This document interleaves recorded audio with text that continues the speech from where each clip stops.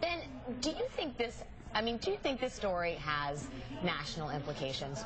Charlie Cook writes in the National Journal, the simple fact is that although the Republican sharks are circling, at least so far, there isn't a trace of blood in the water. One wonders how long Republicans are going to bark up this tree, perhaps the wrong tree, while they ignore their own party's problems, which were shown to be profound most recent elections. Yeah, I think there are real implications, but I think that one thing we've seen over the last couple of days is the degree to which the White House seems to have internalized the narrative that the Republicans are out on a witch hunt, and the degree to which they think they can sell that. So Dan Pfeiffer comes out on Sunday and gives this extremely aggressive, account, this extremely aggressive, partisan fishing expedition, just really vigorous.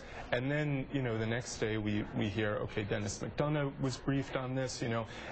We now have a leak this morning that links the same White House counsel who was involved in this to interfering with in Benghazi and to suggesting that the White House should not publish a timeline.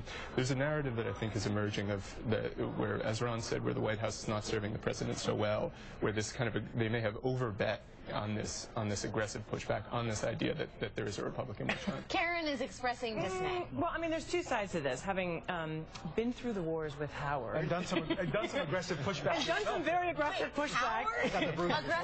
Howard telling me to get on the phone and be more aggressive. No, look, on the one hand, I think just sort of crisis communications 101, you're killed by what you don't know. And part of the problem, I think, when you're the press person is you're trying to figure out trying to get your arms around everything and it's the worst when someone says, oh, I forgot to tell you this other part, right? And you've already gone out and said one thing.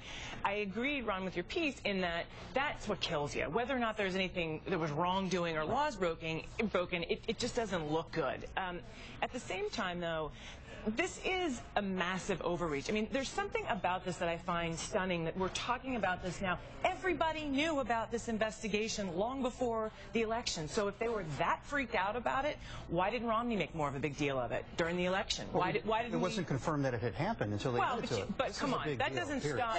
That's never stopped anybody from doing it. Each of these Republican members has said, well, we don't know what we don't know. That's have to keep investigating. My point is, there was an opportunity to talk about this before the election. So this whole, they were trying to cover it up until after the election. I take issue with that.